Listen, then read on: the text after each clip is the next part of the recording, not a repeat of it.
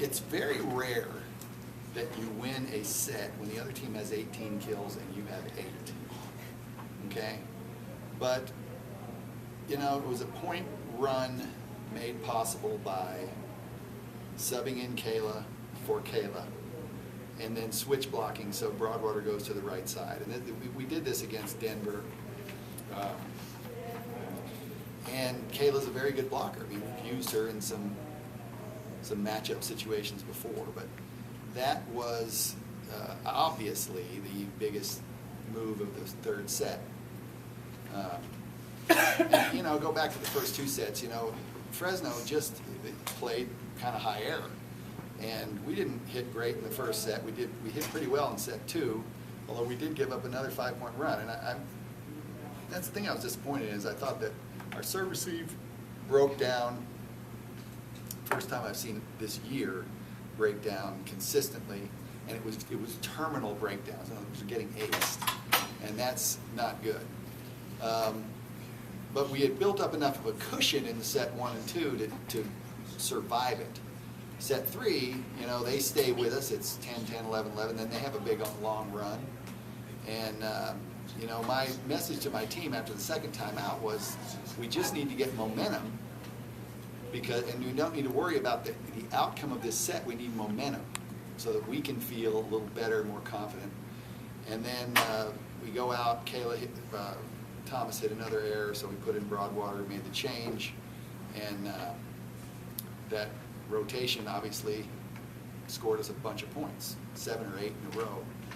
And Deedra was serving that entire time, and so you know, it's a really fun and exciting way to come back and win a match. You talked about coming in late and making such a big impact. Yeah, I knew I got put in for a reason, obviously, but I think specifically I just wanted to focus on one thing, and that was blocking the ball, because I know that's what I'm good at, so yeah. And you kind of knew that they were going to go to Wild at that point. Oh, yeah, obviously. Yeah, it was me and her. Yeah. Yeah. Seems like some of these matches led a little bit of slower starts in those final 5-6 points, being able to close it out. How come? Well, I kind of think we have pretty decent starts, then we have slow middles, and then we have to close it out. And, it is, the teams we're playing, that's a good team out there. You know, I think they probably, set 3 is more like what they really are. Set 1 and 2 is not. But, you know, people, once they watch you a lot and they look at things on film, and then our players start to get anxiety about certain rotations or whatever, then all of a sudden, you know, tactics come into play that don't come into play earlier in the season. And it's the same in every sport. And so people can start scoring point runs, and you got to figure out how to shut those down. You know what I mean? I'm convinced. I think we're a great team side now, and I think we have good. We play some defense. We do some good things, and but we can't give up 3- and 4-point runs, and we haven't been doing that. We're going to have to go back and drill our team on that and make sure that we don't do it, because that's what loses matches against good teams. You talked a little bit. I know at one point you were down. They were out blocking you 6-4. You ended up out blocking them 11-6. Mm-hmm. What changed? Did you make other adjustments other than, like, even before you brought in Cayla and moved the block? You know, I don't really. You guys, you were working with Matt more. I don't know that we were doing anything different than what we practiced the whole match.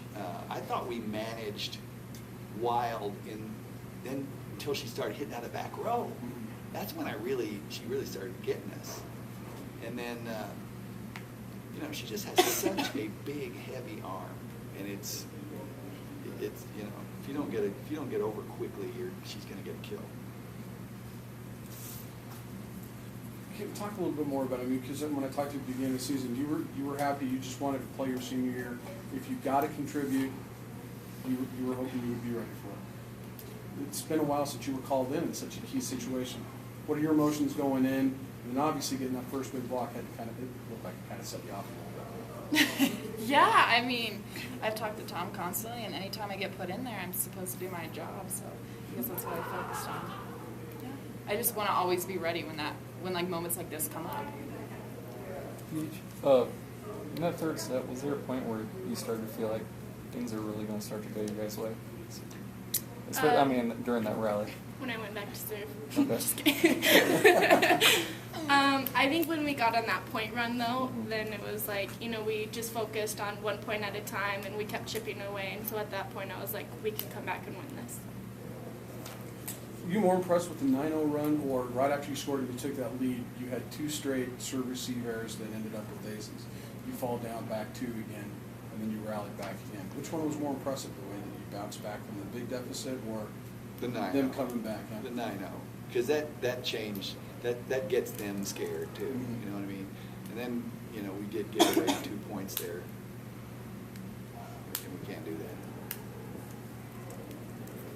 Did you, how much does it fuel you though when, I mean, they were a team full of noise when they went up 19-11. To see them slowly start to, I guess, drain the air out of their balloon. How much does that fuel you guys? Because they got quieter and quieter. Yeah, that's definitely an energy boost to us because, you know, they're not sucking all of our energy, and then having the crowd at Moby too back us up point by point really helped a lot. Yeah, and the crowd was fantastic. They always are.